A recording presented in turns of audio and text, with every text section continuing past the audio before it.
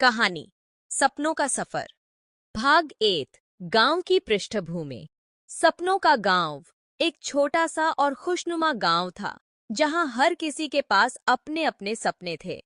लेकिन गांव में हर किसी के सपने अलग थे। कुछ लोग अपने खेतों में अच्छी फसल उगाने के सपने देखते थे, तो कुछ अपने बच्चों को पढ़ा लिखाकर बड़ा आदमी बनाने की ख्वाहिश रखते थे।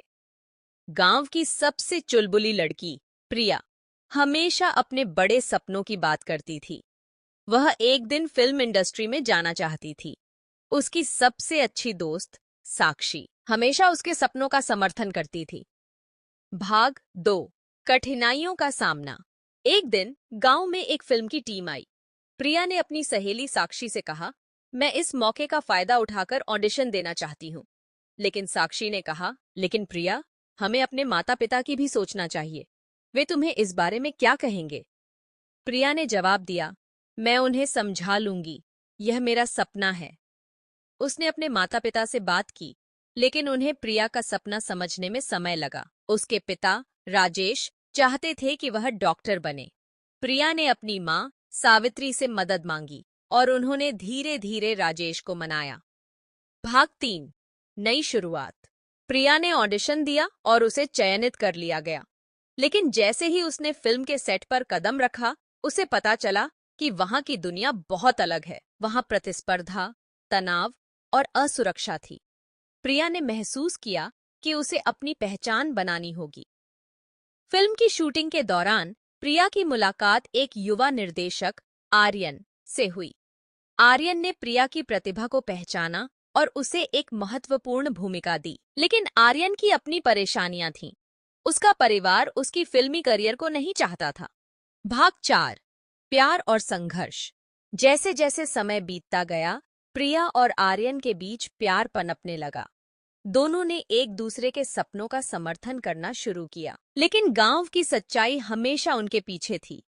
प्रिया को अपनी जड़ें नहीं भूलनी थीं और आर्यन को अपने परिवार का सम्मान भी निभाना था। एक दिन आर्यन ने प्रिया से कहा, क्या तुम मेरे परिवार से मिलोगी?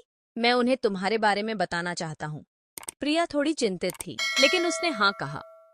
भाग 5। परिवार और समझौता।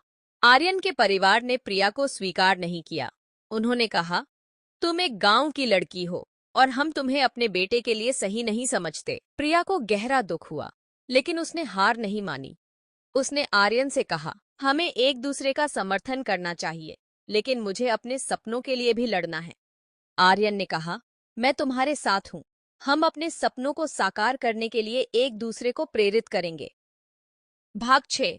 संघर्ष और जीत। प्रिया ने संघर्ष करना जारी रखा और अपनी पहली फिल्म में सफल हो गई। उसके अभिनय की तारीफ हुई, लेकिन वह अपने गांव की भी याद करती रही। उसने गांव के बच्चों के लिए अभिनय की कक्षाएं शुरू की, ताकि वे भी अपने सपनों को पूरा कर सकें। आर्यन ने भी अपने परिवार को समझाया और धीरे धीरे उनके मन में प्रिया के प्रति सम्मान जागा। उसने कहा, प्रिया सिर्फ एक गांव की लड़की नहीं है, वह एक सपना देखने वाली है और उसे पूरा करने का अधिकार है। भाग 7। एक नई शुरुआत। प्रिया और आर्यन ने मिलकर एक नई फिल्म बनाई, जो गांव के मुद्दों को उठाती थी।